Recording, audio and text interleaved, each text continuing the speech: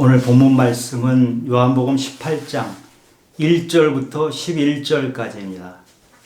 겟세마네 동산이 이 말씀이 배경입니다. 다른 복음서에서는 예수님께서 이 겟세마네 동산에서 땀이 핏방울이 되도록 기도하시는 장면이 나옵니다. 그런데 요한복음에서는 이미 다른 복음서에서 이 기도하는 장면을 다루었기 때문에 예수님께서 붙잡히실 때 어떤 일이 일어났는지를 자세히 다루고 있습니다. 특히 칼을 휘둘렀던 사람이 베드로라는 것을 일부러 밝히고 있습니다. 오늘 이 본문을 통해서 겟세마네에서 예수님이 얼마나 놀라운 일을 하셨는지, 그리고 베드로와 가룟 유다가 어떻게 앞으로 다른 길을 가게 되었는지 그 말씀을 나누고자 합니다. 18장 1절입니다. 예수께서 이 말씀을 하시고 제자들과 함께 기드론 시내 건너편으로 나가시니 그곳에 동산이 있는데 제자들과 함께 들어가시니라. 기드론 시내는 예루살렘 동쪽에 있는 시내입니다. 그 시내는 원래 비가 오면은 탁한 물이 흐르는데 오늘은 비가 오지 않아서 그냥 건너갈 수 있는 상황이 되었습니다. 기드론 시내를 건너가면 감람산이 있습니다. 감람나무, 즉 올리브 나무가 많이 있는 산인데 거기 중간쯤에 겟세마네 동산이 있습니다. 이 겟세마네 동산은 올리브 기름을 짜는 틀이 있다고 해서 겟세마네 동산이라고 이름을 한 것입니다. 2절을 보면 그곳은 가끔 예수께서 제자들과 모이시는 곳이므로 예수를 파는 유다도 그것을 알더라. 여기에서 가끔이라고 했지만 이 단어는 헬라어로 폴라키스라는 말입니다. 가끔이라기보다는 자주, 종종 이렇게 번역하는 게 맞습니다. 이곳에 예수님께서는 제자들과 함께 말씀도 나누시고 기도도 하러 자주 가셨던 것이죠. 그 제자들 중에 유다도 있었기 때문에 유다도 이 장소를 잘 알고 오늘 사람들을 몰고 온 곳입니다. 그런데 예수님을 잡으러 수백 명이 몰려왔습니다. 3절에 보니까 유다가 군대와 대제사장과 바리새인들에게서 얻은 아랫사람들을 데리고 왔다고 했습니다. 유다가 군대를 데리고 왔다고 했는데 이 군대는 스페이라는 헬라어입니다. 군대 단위로 보면 약 600명 정도에 해당되는 대규모 군인들입니다. 이 군인들과 함께 아랫사람들이 같이 왔으니까 못해도 수백 명, 700명, 800명이 될 수도 있을 것 같습니다. 그런데 이 많은 사람들이 온 이유가 무엇일까요? 더군다나 이 사람들이 횃불과 등불과 무기까지 다 들고 왔습니다. 예상하기로는 아마도 예수님께서 도망을 칠 것이다. 그러면 이 많은 사람들이 흩어져서 예수님을 잡아야 된다고 생각하고 이렇게 대규모의 군인들이 온 것 같습니다. 그런데 예수님께서 도망칠 것이라는 예상과는 달리 전혀 다른 상황이 전개가 됩니다. 4절입니다. 예수께서 그 당할 일을 아시고 나아가 이르시되 너희가 누구를 찾느냐. 예수님은 일어날 일을 다 아셨습니다. 유다가 배반하는 것도 아셨고 이렇게 잡으러 온다는 것도 아쉽고 예수님은 십자가의 길을 스스로 가신 것이기 때문에 모든 일을 알고 계셨습니다. 그런데 예수님께서 너희가 누구를 찾느냐고 물으실 때 예수님께서 너희가 누구를 찾느냐는 것을 몰라서 물으시는 것이 아닙니다. 너희는 도대체 무엇을 하러 오느냐 이런 것을 그들에게 깨우치도록 하신 것입니다. 그런데 예수님께서 너희가 누구를 찾느냐고 이렇게 한 발짝 앞으로 나가서 당당하게 물어보시는 장면이 놀랍지 않습니까? 이 수백 명의 군인들이 무기를 들고 횃불을 들고 또 등불을 들고 이 깜깜한 밤에 몰려올 때 얼마나 겁이 나는 장면일 텐데 예수님은 그 사람들을 상대로 앞으로 나가시면서 이렇게 물으신 것입니다. 5절부터 6절까지 보겠습니다. 대답하되 그들이 대답을 한 것입니다. 나사렛 예수라 하거늘 이르시되 내가 그니라 하시니라. 그를 파는 유다도 그들과 함께 섰더라. 6절에 예수께서 그들에게 내가 그니라 하실 때 그들이 물러가서 땅에 엎드려지는지라. 잡으러 온 사람들이 예수를 찾는다고 하니까 예수님께서 내가 그니라 이렇게 답을 하셨습니다. 그런데 내가 그니라 하는 이 표현은 좀 더 정확히 헬라어 원어로 보면은 에고 에이미, 나는 나다. I am that I am입니다. 정확하게 표현하면 나는 나다. 이것은 출애굽기 3장에서 하나님께서 모세에게 하나님이 누구냐를 얘기하실 때 나는 나다. 나는 스스로 있는 자다 하고 대답하신 것이 바로 에고 에이미입니다. 그래서 이 말은 하나님만이 쓰실 수 있는 표현입니다. 예수님께서 나는 누구다 하는 표현을 7번 하셨는데 이때 바로 에고 에임이란 이 말씀을 하신 것입니다. 나는 생명의 떡이다 할 때 에고 에임이 생명의 떡. 나는 세상의 빛이다. 이 말씀을 하실 때도 에고 에임이 세상의 빛. 나는 길이요 진리요 생명이다. 이 말씀을 하실 때에도 에고 에임이 길이요 진리요 생명. 이렇게 표현하신 것입니다. 즉 바로 나는 하나님이다 하는 것을 확실하게 드러내는 표현을 하신 것입니다. 그런데 놀라운 것은 예수님께서 에고 에임이라고 하셨을 때 그 수많은 사람들이 뒷걸음치다가 쓰러졌다는 것입니다. 예수님이 한 발 앞으로 나서서 에고 에임이 할 때 그 수많은 군인들이 횃불과 무기를 들고 있는 군인들이 쓰러지는 장면을 한번 생각해 보십시오. 저는 이 장면을 볼 때 홍해 사건이 생각이 납니다. 출애굽해서 가는데 홍해가 나타났지 않습니까? 그 홍해를 향해서 모세가 손을 내미니 홍해가 갈라지더라. 마치 홍해가 갈라지는 것처럼 이 군인들이 한쪽으로 싹 쓰러진 것입니다. 이 놀라운 장면인데 예수님께서 무슨 힘이 있어서 그 수많은 사람을 밀어제낀 것도 아니고 장풍을 분 것도 아니지 않습니까? 바로 이것이 예수님이 영적 권위입니다. 영적 권위 앞에서 그 사람들, 그 많은 사람들이 두려워서 떨면서 뒤로 물러났던 것입니다. 사실 우리가 가만히 생각을 해보면 누가 두려워해야 합니까? 수백 명의 그 군인들이 두려워할 이유가 있을까요? 사실은 예수님 한 사람이 두려워해야 할 것 같은데 상황은 거꾸로 돼서 수백 명의 군인들이 두려워서 뒤로 다 넘어진 것입니다. 만약에 저 같은 사람이 그 수백 명의 군인들 앞에 나타났다고 하면은 그들이 저를 두려워했겠습니까? 전혀 안 그렇죠. 그런데 예수님은 이러한 대단한 영적인 능력을 가지고 그 사람들에게 그렇게 하신 것입니다. 그런데 이러한 놀라운 장면은 몇 시간 후에 빌라도 앞에 선 예수님에게서도 똑같이 나타납니다. 예수님께서 채찍에 맞고 가시관을 쓰고 피가 낭자가 되어 있는데 빌라도 앞에서 재판을 받으십니다. 빌라도는 총독입니다. 가장 권력이 센 사람이고 재판장입니다.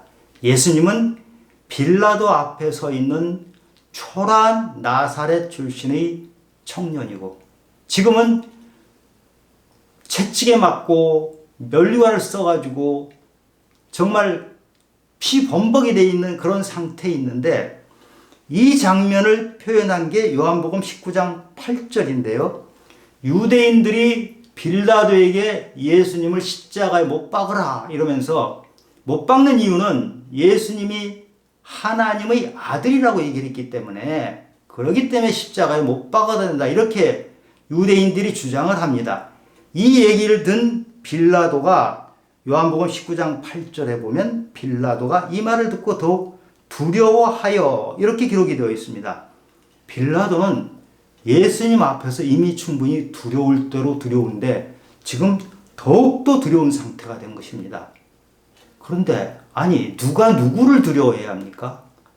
빌라도는 로마 총독으로 당시 최고의 권력자였고 또 예수님을 재판하는 재판장의 자리에 있는데 예수님은 재판을 받는 죄수의 모습입니다. 그런데 거꾸로 빌라도가 지금 두려워하고 있는 것입니다. 이것이 예수님의 영적 권위입니다. 예수님의 권위는 다른 데서 나오는 것이 아니고 바로 그 영적인 데서 나오시는 건데, 그 영적 권위로 인해서 예수님은 정말 자유로움과 평안한 그것을 가지고 계셨고, 그것이 상대방을 압도했던 것입니다. 예수님께서 제자들에게 마지막으로 하셨던 말씀이 세상에서는 너희가 환난을 당하나 담대하라 내가 세상을 이기었노라. 이 말씀 그대로 겟세마네에서 예수님이 세상을 이기시는 그러한 모습을 보여주신 것입니다. 저는 이 예수님의 영적 권위가 예수를 믿는 우리들에게도 나타나기를 바랍니다. 우리가 예수를 믿는다는 것은 우리 안에 예수님이 들어오시는 것입니다. 그리고 이제는 내가 내 힘으로 사는 것이 아니라 예수님의 힘으로 살아가는 사람들입니다. 그러면 우리 안에 예수님이 계시기 때문에 이 예수님의 영적 권위가 우리에게도 나타나야 합니다. 그리고 예수님께서 수백 명의 군인들을 뒷걸음쳐서 쓰러지도록 한 것 같은 놀라운 힘이 우리에게도 나타날 수 있으리라고 믿습니다. 이 세상에서 가장 힘이 센 것은 돈과 권력 아닙니까? 돈과 권력 앞에서는 사람들이 힘을 쓰지 못합니다. 그러나 예수 믿는 사람들은, 예수님의 이 영적 권위를 가진 사람들은 예수님이 이 세상을 이기신 것처럼 이 세상을 지배하고 있는 돈과 권력에 우리는 두려워하지 않고 넉넉히 이겨나갈 수 있는 사람들입니다. 또 하나 우리를 괴롭히고 있는 것들이 무엇입니까? 바로 걱정, 근심 아닙니까? 세상 사람 모두들 걱정, 근심에서 헤어나질 못합니다. 지금 어려움 때문에 걱정, 근심도 하지만 미래가 부러워서, 미래가 불안해서 하는 걱정, 근심이 얼마나 많은지 모릅니다. 우리 예수 믿는 사람들은 내 안에 예수가 계시고 내 안에 있는 예수의 영적 권위로 해서 그 능력으로 인해서 이런 걱정, 근심을 다 쫓아낼 수 있으리라고 믿습니다. 베드로전서 5장 7절에 보면 너희 염려를 다 주께 맡기라 이는 그가 너희를 돌보심이라. 예수님께서는 우리 걱정, 근심을 다 가지고 가시는 분입니다.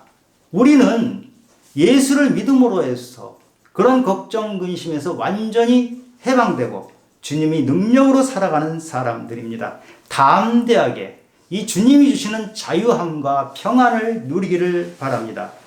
히브리서 13장 6절에 그러므로 우리가 담대히 말하되 주는 나를 돕는 이시니 내가 무서워하지 아니하겠노라. 사람이 내가 어찌하리요. 시편 76편 12절에 그는 여기서 하나님이십니다. 고관들의 길을 꺾으시리니 그는 세상의 왕들에게 두려움이시로다. 예수를 믿는 우리에게는 하나님께서 우리를 지켜주시기 때문에 고관과 왕들에게까지도 두려워하지 않고 당당하게 담대하게 나갈 수 있는 그런 사람들입니다. 예수님께서 겟세마네에서 이렇게 군인들하고 있는 이 시간에 베드로와 가룟 유다가 어떻게 하고 있는지를 한번 생각해 보겠습니다. 베드로의 모습을 먼저 보겠습니다. 10절과 11절입니다. 이에 시몬 베드로가 칼을 가졌는데 그것을 빼어 대제사장의 종을 쳐서 오른쪽 귀를 베어버리니 그 종의 이름은 말고라. 예수께서 베드로더러 이르시되 칼을 칼집에 꽂으라. 아버지께서 주신 잔을 내가 마시지 아니하겠느냐. 지금 베드로가 칼을 들어서 종의 귀를 잘라버립니다. 아마 칼이 빗나갔던 것 같죠. 이 베드로가 지금 충동적이고 혈기에 가득 찬 행동을 하고 있습니다. 겟세마네 동산에서의 베드로의 모습을 또 볼까요? 조금 전에, 지금 이 붙잡으러 오는 이 장면 조금 전에 예수님은 겟세마네 동산에서 기도를 하셨습니다. 땀이 핏방울이 되도록 기도를 하실 때 제자들에게 당부를 하십니다. 너희들은 시험에 들지 않도록 깨어서 함께 기도하라. 예수님께서 3번이나 이렇게 말씀하셨지만 베드로는 깊이 잠들어 있었습니다. 그런데 그렇게 예수님 기도하실 때 잠이 들었던 베드로가 지금 이 시간에는 어떤 일을 합니까? 갑자기 칼을 꺼내서 종 말고의 길을 잘라버렸습니다. 마치 조금 전에 예수님 기도하실 때 잠자고 있던 베드로가 잠이 아직 덜 깬 것 같은 느낌이 듭니다. 또 돈키호테가 풍차를 향해서 돌진하는 그런 모습이 연상이 되기도 합니다. 지금 베드로의 모습은 완전히 자기 감정에 사로잡혀 있는 모습입니다. 이것은 결코 예수님의 사랑하는 모습이라고 볼 수도 없고 아주 무모한 행동을 하고 있는 것입니다. 지금 예수님과 베드로 앞에는 수백 명의 군인들이 진을 치고 있는데 그 앞에서 칼을 두고 있다는 것은 매우 위험한 행동을 하고 있는 것입니다. 또 한 명의 제자가 겟세마네 동산에서 이름이 나오는 제자인데 가룟 유다입니다. 이 가룟 유다는 어떤 행동을 하고 있습니까? 겟세마네는 가룟 유다가 매우 익숙하게 아는 곳입니다. 겟세마네는 예수님과 함께 가룟 유다가 여러 번 와서 예수님의 말씀을 듣고 예수님의 기도를 들었던 그런 곳입니다. 그런데 3년 동안 그렇게 했던 그곳이지만 가룟 유다는 그곳에서 들은 말씀과 그곳에서 함께 했던 기도는 전혀 관심이 없었고 그곳을 아는 그 지식을 활용해서 사람들을 끌고 가는데 활용을 했던 것입니다. 그리고 지금 예수님께서 에고 에이미 이렇게 하셨을 때 수백 명의 군인이 뒤로 물러가서 쓰러지고 하는 놀라운 상황이 벌어졌는데 가룟 유다는 그런 상황에도 불구하고 돌이키지 않았습니다. 수많은 기적을 보았고 예수님께서 에고 에이미 바로 내가 하나님이라는 표현을 수차례 하셨을 때도 가룟 유다에게는 그것이 안중이 없었고 가룟 유다를 돌이키는 데는 아무런 힘이 되지 못했습니다. 마태복음 16장에 보면 예수님께서 제자들에게 나를 따라오려거든 자기를 부인하고 자기 십자가를 지고 나를 따르라 이렇게 말씀하셨습니다. 예수님을 따르려면 가장 먼저 하는 것이 자기 부인입니다. 자기 부인이라는 것은 자기 욕망을 버리고 자기 자신의 의를 내려놓는 것입니다. 그런데 지금 베드로나 가룟 유다나 별로 크게 다르질 않습니다. 베드로는 매우 감성적인 사람이라서 혈기가 많게 표현을 했고 가룟 유다는 매우 이성적인 사람이라서 냉정하게 반응을 했을 뿐이지 두 사람이 둘 다 자기 자신을 부인하지 못하고 있는 모습은 비슷합니다. 그런데 이 두 사람의 마지막 끝은 달랐습니다. 베드로는 자기를 내려놓고 사도 중의 사도가 돼서 예수님의 말씀을 들고 끝까지 이 땅 끝까지 가면서 말씀을 전했던 사도였습니다. 그런데 가룟 유다는 결국 예수님을 부인하고 예수님을 배신하는 발걸음을 멈추지 않고 예수님을 십자가에 매달려 하고 자기 자신은 자살로 인생을 마무리합니다. 이 두 사람이 왜 이렇게 다른 길을 가게 되었을까요? 베드로는 많이 부족한 사람이었습니다. 그러나 베드로는 자기가 예수님을 붙잡았던 손을 결코 놓지 않았습니다. 그리고 자신을 철저히 부인하고 회개했습니다. 베드로는 예수님을 이 다음에도 3번이나 부인하게 되죠.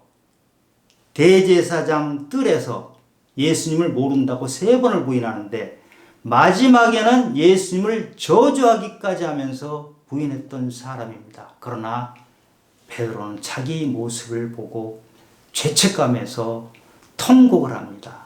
베드로는 통곡을 하고 자기 부인을 하고 회개하고 바닥까지 내려가서 자기 자신을 들여다보게 됩니다. 이 바닥까지 내려갔던 베드로는 갈릴리 바다로 다시 찾아오신 예수님을 붙잡고 회복을 합니다. 그리고 커다란 변화를 겪게 됩니다. 베드로는 전혀 다른 사람으로 새로 태어납니다.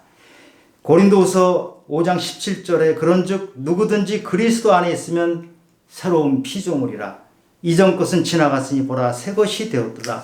이 말씀대로 베드로는 새로운 사람이 되었습니다. 그래서 사도행전에 나오는 베드로는 지금 여기 겟세마네 동산에서 보는 베드로와는 전혀 다른 사람으로 바뀌어 있습니다. 베드로에게 성령이 임하고 예수님의 영적 권위와 능력이 덧입혀지니까 베드로가 한 번 설교할 때 수천 명이 회개하고 수천 명이 세례를 받고 하는 놀라운 일이 일어납니다. 나면서부터 걷지 못했던 그 사람이 베드로가 한 말씀에 그 사람이 일어나서 걷고 뛰게까지 되었습니다. 그런데 가룟 유다는 결코 회개하지 않았습니다. 로마서 2장 5절에서 말하는 완고하여 회개할 마음이 없어서 진노를 스스로 쌓아 올리는 사람이 바로 가룟 유다였습니다.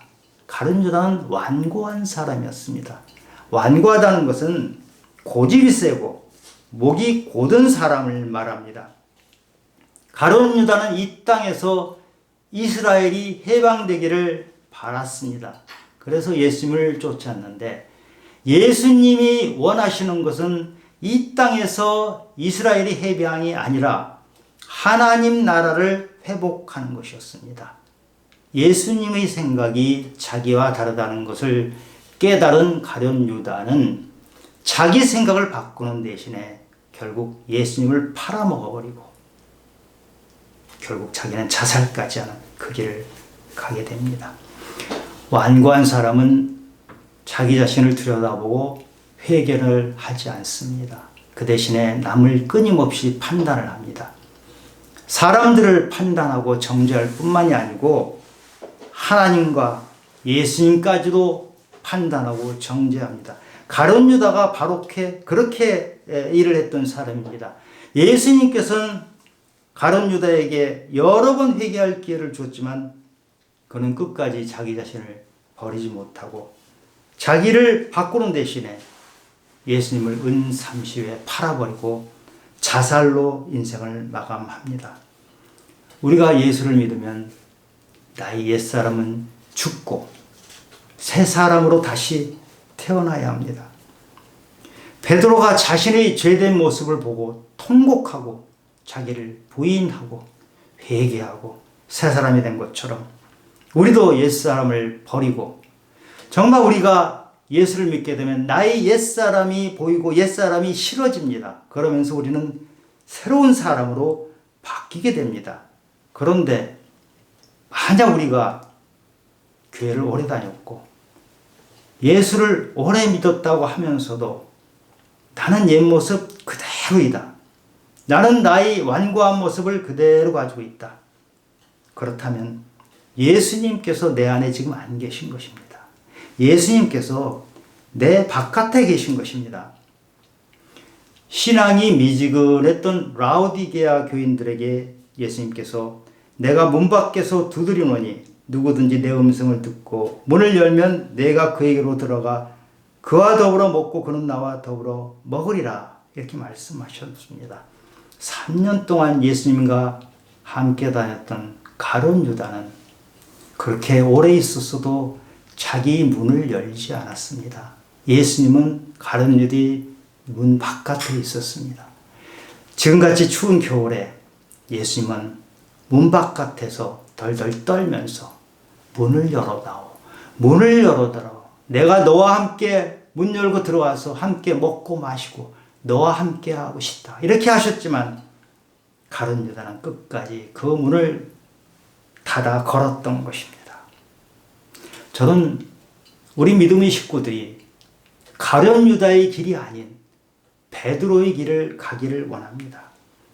베드로의 길을 가려면 우리는 예수님을 바꾸는 것이 아니고 내가 바뀌어야 합니다. 그리고 예수님이 내 안에 들어오셔야 합니다. 예수님이 내 안에 들어오시면 그 예수님의 영적 권위가 나에게 비추고 예수님이 능력이 내게 들어와서 내가 이 세상을 담대히 이겨나갈 수 있습니다. 예수님께서 그 수백 명의 군인들을 앞에 놓고도 에고 에임이 이 한 말씀을 가지고 군인들이 뒷걸음치고 쓰러졌던 것처럼 우리 안에 그 예수님이 들어오시면 우리는 이 세상을 넉넉히 이겨나갈 수 있습니다. 그런데 그러기 위해서 반드시 필요한 것은 회개입니다.